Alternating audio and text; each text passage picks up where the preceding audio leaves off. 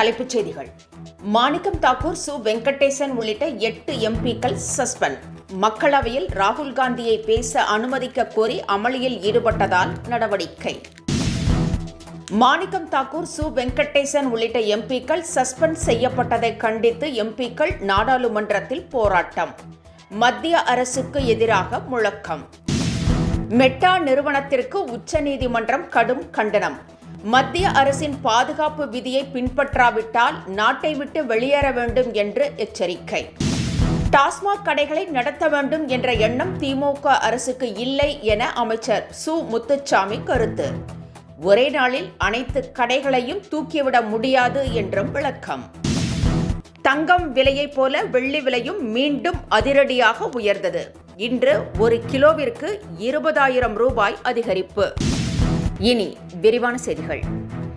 இந்திய அமெரிக்க வர்த்தக ஒப்பந்தம் தொடர்பாக பிரச்சினை எழுப்பிய 8 எம்பிக்கள் நாடாளுமன்ற தொடரில் இருந்து சஸ்பெண்ட் செய்யப்பட்டனர். நாடாளுமன்ற மக்களவையில் காங்கிரஸ் எம்பி மாணிக்கம் தாக்கூர், மார்க்சிஸ்ட் எம்பி சு வெங்கடேசன் உள்ளிட்டோர் அமெரிக்கா இந்தியா வர்த்தக ஒப்பந்தம் குறித்து கேள்வி எழுப்பினர். அவர்கள் பேசுவதற்கு அனுமதி மறுக்கப்பட்டதாக கூறப்படுகிறது.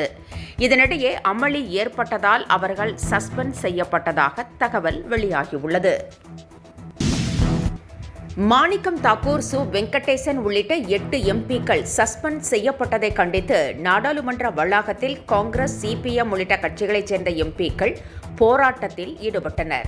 ஆனால் இந்த போராட்டத்தில் திமுக எம்பிக்கள் கலந்து கொள்ளவில்லை என தகவல் வெளியாகியுள்ளது. டாஸ்மாக் கடைகளை திறந்து வைக்க வேண்டும் என்ற எண்ணம் திமுக அரசுக்கு கிடையாது என அமைச்சர் முத்துச்சாமி தெரிவித்திருக்கிறார்.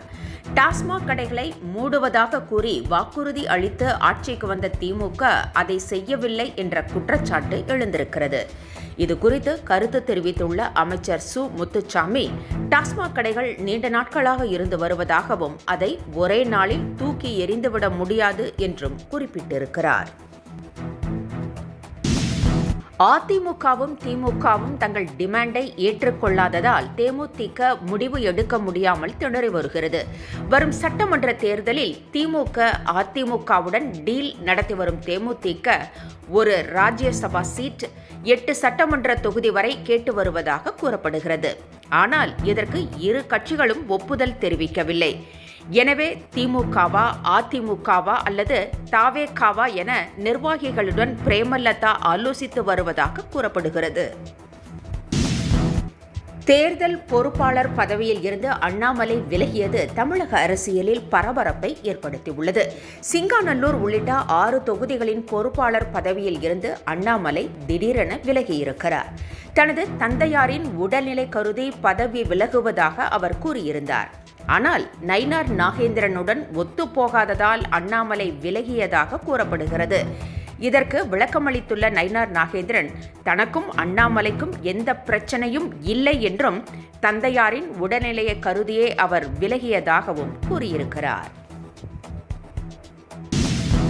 மெட்டா நிறுவனத்திற்கு உச்சநீதிமன்றம் கடும் கண்டனம் தெரிவித்துள்ளது. இந்தியாவில் உள்ள சமூக வலைதளங்களுக்கு மத்திய அரசு பாதுகாப்பு நெறிமுறைகளை வகுத்திருக்கிறது. ஆனால் இவற்றை அந்த நிறுவனங்கள் பின்பற்றுவதில்லை என்ற புகார் எழுந்துள்ளது. இதனிடையே மெட்டா நிறுவனத்தை கடுமையாக எச்சரித்துள்ள உச்சநீதிமன்றம், மத்திய அரசின் பாதுகாப்பு கொள்கைகளை பின்பற்ற முடியாவிட்டால் நாட்டை விட்டு வெளியேறுங்கள் என்று தெரிவித்திருக்கிறது. தங்கத்தின் விலை கடுமையாக உயர்ந்து வரும் நிலையில் நிதி நிறுவனங்களில் அடகு வைத்தவர்களுக்கு கடும் நெருக்கடி கொடுக்கப்பட்டு வருவதாக சொல்லப்படுகிறது. நகை கடன் பெற்று ஓராண்டு முடிந்த பிறகு அதை நீட்டிக்க வேண்டும் என்றால் முழு தொகையையும் செலுத்தி நகையை மீண்டும் அடகு வைக்க வேண்டும் என்று நிபந்தனை விதிக்கப்படுவதாக சொல்லப்படுகிறது. இதற்கு முன்னர் நகை கடன் பெற்றோர் ஓராண்டுக்கு பிறகு வட்டி தொகையை மட்டும் செலுத்தி அந்த கடனை நீட்டித்துக் கொள்ளலாம் என்ற விதிமுறை இருந்து வந்தது குறிப்பிடத்தக்கது. அண்ணாமலை விலகவில்லை என்றும் அவர் விலக்கி வைக்கப்பட்டுள்ளார் என்றும் SV சேகர் தெரிவித்துள்ளார். அண்ணாமலை பிரச்சாரம் செய்தால் ஒரு தொகுதியில் கூட ஜெயிக்க முடியாது என பாஜக மேலிடம் கருதி இருப்பதாகவும் இதனால்தான் அண்ணாமலை விலக்கி வைக்கப்பட்டிருப்பதாகவும் தெரிவித்திருக்கிறார். ஆனால் தந்தைக்கு உடம்பு சரியில்லை என்ற பொய்யான காரணத்தை அண்ணாமலை கூறி வருவதாகவும் SV சேகர் தெரிவித்துள்ளார். தங்கத்தின் விலையைப் போல வெள்ளியின் விலையும் மீண்டும் கடுமையாக உயர்ந்திருக்கிறது. காலையில் கிலோவுக்கு 20,000 ரூபாய் வரை குறைந்த வெள்ளியின் விலை மாலையில் 20,000 ரூபாய் உயர்ந்தது. 1 கிலோ வெள்ளி 3 லட்சத்திற்கும் 1 கிராம் வெள்ளி 300 ரூபாய்க்கும் விற்பனை செய்யப்படுகிறது.